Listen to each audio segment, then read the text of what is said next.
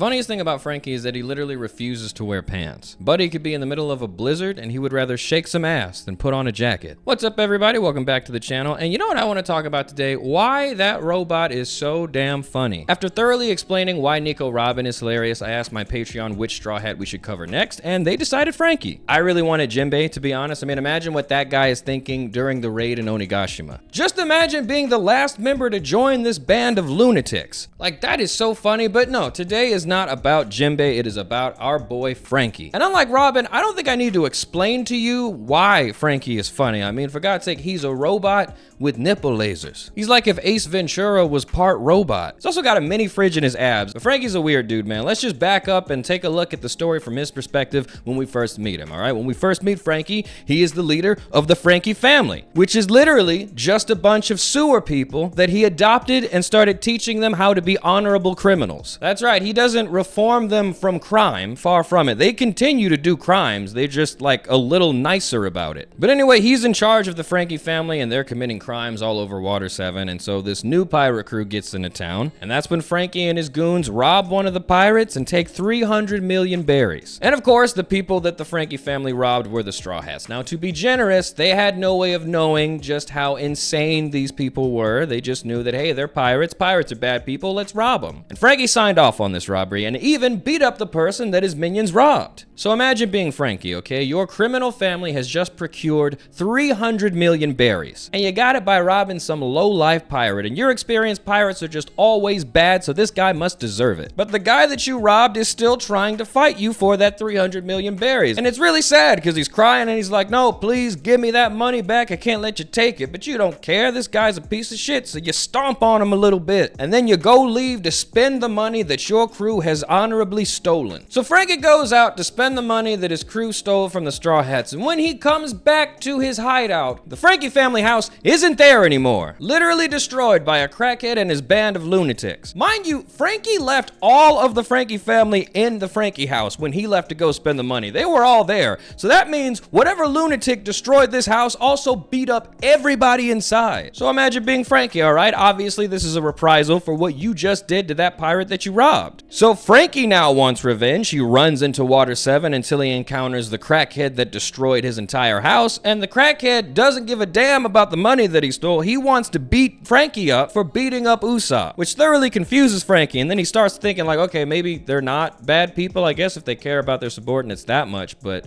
what, I already robbed you, so whatever, we're just gonna have to fight about it. And so they do fight, and they destroy half the town until finally the shipwrights intervene and try to arrest the Straw Hats. So Frankie goes to a bar to have some drinks and cool down, and he talks to his best pal Bruno, who is the bartender. And long story short, it turns out that Bruno, the bartender, along with all of the shipwrights in Water 7, yeah, they were actually undercover with the world government to get the blueprints to an ancient weapon and arrest anyone who even knew about the ancient weapon, which is bad news for Frankie because he was the one with the blueprints the entire time. And I gotta say, Frankie must have felt so betrayed. Can you imagine going to a bar, getting drunk every single day and talking to the bartender about your problems, trials, and tribulations, only to find out that guy was a fed the entire time? Like, I'm just imagining how annoyed I get when the obvious undercover cop sits down next to you at a dive bar like, hey, you like to party?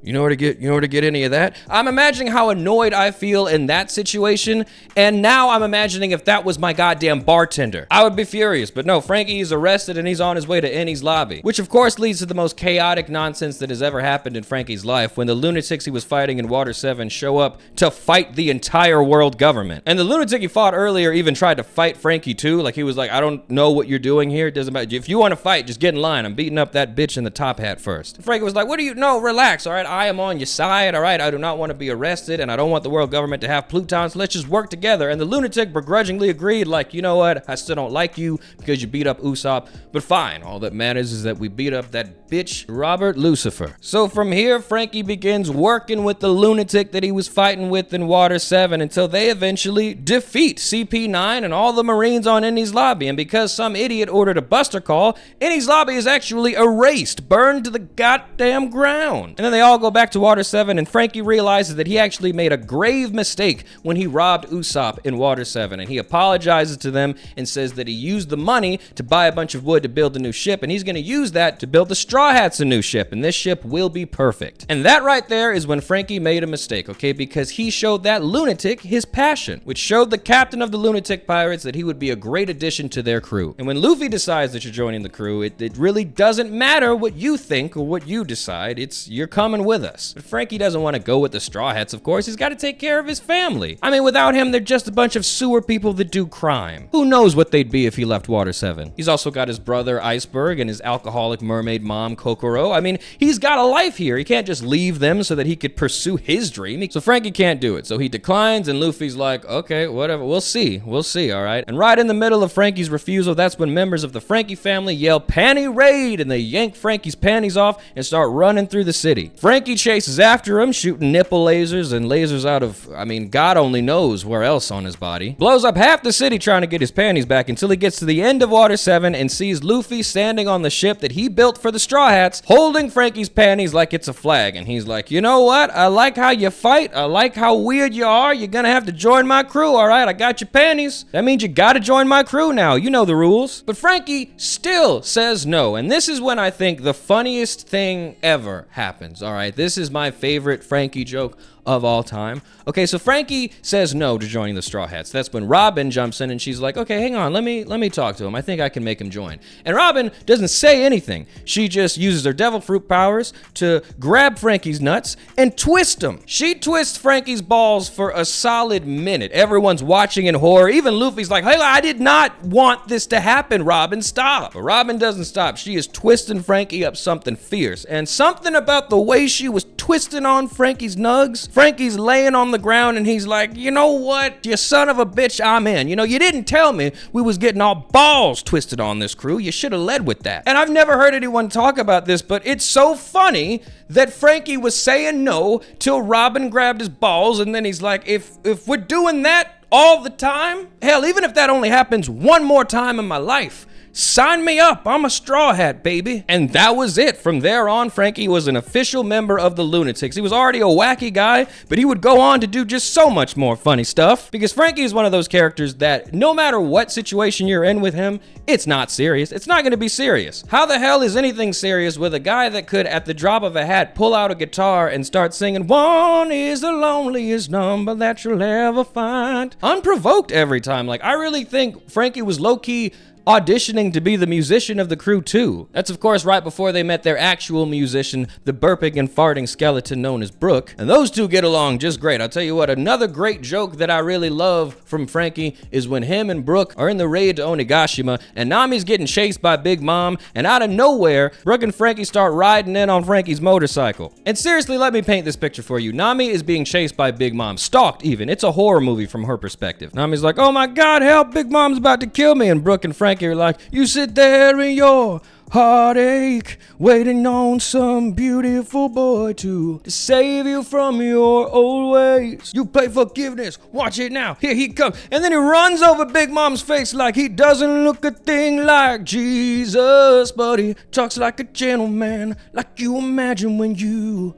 were you. Nothing can be serious when Frankie is there, and if Brook's there too, oh, it's a goddamn comedy. You don't have any choice in the matter. Another go-to joke by Frankie is when they're all in Fishman Island, okay? They just got back from the time skip, and everybody's, you know, getting their bearings in the new world and shit like that, and Frankie's on the ship with his friend, and he explains to Luffy who it is, and Luffy does not hear him at all. I don't know if he wasn't paying attention, or if he didn't hear Frankie, or if he's just stupid. Frankie says something like, oh yeah, this is my friend and he's coding the ship for us. And Luffy's like, oh, I get it. So he's a shipman coding Frankie's brother, is he? And Frankie stares at Luffy so long when Luffy says that. It's such a long time. Frankie just stares at him, and you could see Frankie heavily considering whether or not it is worth it to explain to Luffy why he is stupid, until ultimately he decides, no, it's not. Because after that long pause, Frankie just gives Luffy the thumbs up like, yeah, something like that. It's such a funny joke, and I don't think there's any way for it to be delivered better. Another classic Frankie joke is in Thriller Bark when they do the whole docking situation, okay? And I have to talk about the docking. When they do docking on the Sunny, it does things, right? Like Frankie has installed different things onto the Sunny so that if he says like docking channel 0, for instance, a submarine will come out. But they were doing this in Thriller Bark during the boss fight with Gecko Moira, and it was just them in person making a Power Rangers Mechazord with just them. Zoro and Sanji were the legs. Frankie was grabbing Usopp and using him like a claw. I'm not sure why or what that was supposed to do even to anyone. And Chopper was inside Frankie's shirt, I believe. Again, not sure what that was meant to do unless he was going to use that thing that he does where he analyzes the weaknesses of a person. Maybe that could have been useful, I guess. But the funniest part is when Frankie is like, all right, Robin, come here. We need to complete the docking. And Robin's like, I'm not. You guys look so stupid. I'm not doing that. And it hurts everybody's feelings, and that's the joke. The funniest part of the joke for me, though, is them doing that at all, because what the hell was that supposed to do? And I'm being so serious. I have to know if Frankie was going to do all of that just to shoot some nipple lasers. I just think that'd be so funny. Or did he actually have a plan? What were they going to do? Okay, and that's the biggest tragedy of all this. We'll never know. He's just such an insane person, and also one of the most random people ever. Seeing Frankie drink tea and experience multiple personality disorder is one of the funniest things that happens in One Piece. It happened in Enies lobby when Frankie was in the middle of a fight with the Chopper Pa guy, and Frankie asked Chopper for some cola, so Chopper looks in the fridge and just starts throwing shit at him. Doesn't even read it. He just looks in and starts throwing shit at him, and Frankie starts putting different shit into his body, and everything he puts in his body turns him into a different shade of Frankie, and it's so funny. Tea Frankie might be the funniest because he drinks some tea and immediately gets sophisticated, like the inner machinations of my mind are an enigma. But I think Chopper also threw him some cooking grease or something, and I have to know what would have happened if Chopper threw him a yogurt. Like, what the fuck? What does Frankie become then? Like, that whole concept is so funny.